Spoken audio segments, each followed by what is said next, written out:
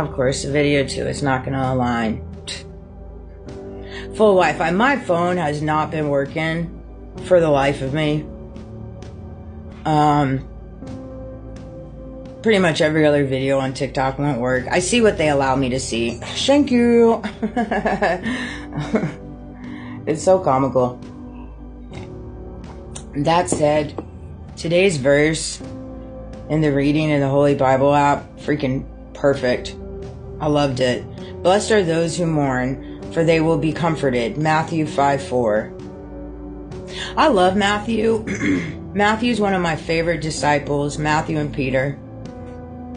Out of all of them. I love all of them individually in their own way, but Matthew, Peter, oh, and who's that other one with the limp? Those three are my favorite.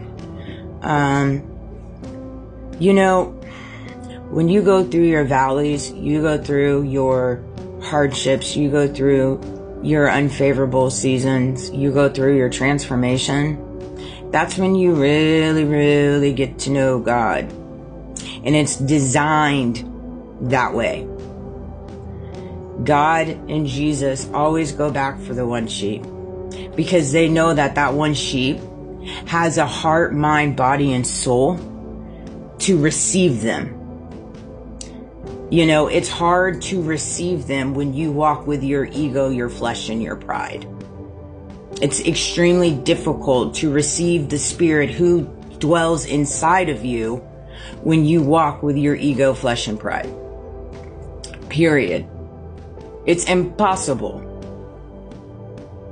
And it's just one of those things where people, the only way for this world to start moving in a better direction, start embodying unity in love, unconditional love, is for people to recognize who they are, what they carry inside them, and how they do not have to act negatively, pour out negative, be judgmental, misuse the systematic ways to hide their dirty deeds, lie, deception. You do not have to do all of those things to walk in authority. You actually do all the opposite to truly walk in authority. And see, once people wake up to that and realize that and start going through their, ego death, their spirituality, transformation, their spiritual awakening, you'll start seeing that. And during that time is when you connect with God and Jesus and the Most High and the divine, and they start walking you through different things. Faith, hope, belief, and knowing. At this point, that's what I run on. I run on my faith. I run on my hope. I run on my inner knowing, and I run on my belief. And that's all good enough for me. I can live the rest of my life with those 4 attributes. Peacefully, because you walk in faith and hope and knowing and belief that what's set in front of you in that day is specifically designed to be in front of you that day. Whether it's unfavorable or it's favorable, for you to gain wisdom, knowledge, humility, humbleness. Everybody runs from obstacles. Everybody runs from illusions. Everybody runs from accountability. Every freaking body. And I shouldn't say everybody, but all entangled in my little story. All entangled in my little story. That's for darn sure. For entertainment purposes only. It's just crazy. The magnitude that has been done to me. And the lack of support I have in my community. That in itself is mathing.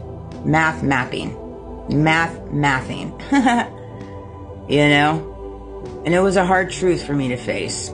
It still is. I still struggle with it in different ways. And I shouldn't say my entire community, but it's definitely an interesting circumstances that I'm in on the daily basis, to say the least, that me and my son are both in.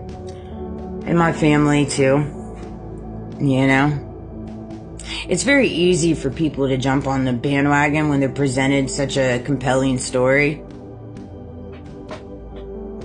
But it's crazy how people choose to go with a compelling story when they know deep down inside that it's not true. Because they've known you their whole life. They've known you and they know your characteristics. People don't look at those things anymore. They don't. They chase money and they chase bribes and they chase coercion. And it's just crazy. You know? And you have to ask yourself, when you find yourself on that side of the fence, how do you find yourself acting like a Christian? There are so many people in the Christian community that do those things. And they consider themselves Christians. Make that make sense, y'all. You know, I don't judge. I truly don't. But how are people ever going to learn if we don't talk about things? If we don't advocate? If we don't spread awareness? How are people going to learn? I feel so blessed that I was able to make it through everything that I've made it through with no help outside of Jesus. And God, in the Most High, they have been my confidant for the last 2 years of my life. It's only been them, only them, that have truly helped me, genuinely, honestly. And that's crazy to think about. Imagine walking through your life and every single person around you is turned on you. It's absolutely insane. It's absolutely insane. For entertainment purposes only. You know, my purpose, my testimony. And how much people are profiting off me is freaking crazy. I had a dream about that last night, but I see the future in sight. God has so graciously provided me that. I'm not here other than to walk this thing out the way that I walk it out. Imperfectly me. Authentically me. And to take every day in stride. I'm not chasing anything. I'm enjoying the journey. I'm at a place now where I finally am enjoying the journey. It's no longer hard anymore. But it's fun to be able to walk through my day-to-day and recognize what's around me and how it just doesn't affect me. Not by any means. Because I took control of my reality, and my reality is what I live in. I don't live in other people's reality. I don't live in other people's deflections. I don't live in other people's projections. I don't live in other people's distractions. I don't live in other people's lies and deception. That's theirs to carry. That's their reality to carry. I don't carry that on my side. I can pray for them. I can love them. I can forgive them. And that's where you have to get to. The Righteous One, June 24th, I work today. No matter how hard you work, you will never be good enough or smart enough or know enough scriptures to earn His love and the blessings that come with it. Your righteousness is perfect and complete, given to you as a gift of grace purchased with His blood. What Jesus did for us all, not just you, not just me, for all of us. The moment you made Jesus the Lord of your life and submitted yourself to Him, you were graced with righteousness, which outstretched your arms. He stood before you, welcomed you into His family. He placed His crown upon your head, which you will spend the rest of your earthly life growing into. Every day I grow into my crown that He placed on my head. Just like you can have a crown too. You're just running from it. With your ego running right beside you, your power and money.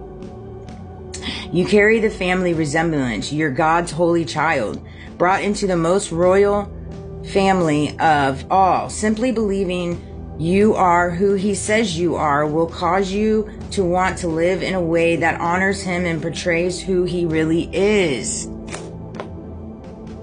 I don't know how else to explain it when it comes to certain things. Like, I know people throw off fraud and all this kind of stuff, and it's freaking insanity. When I was baptized in 2018 is really, really when the spiritual warfare and the psychological warfare started to hit. And I got divorced the next year.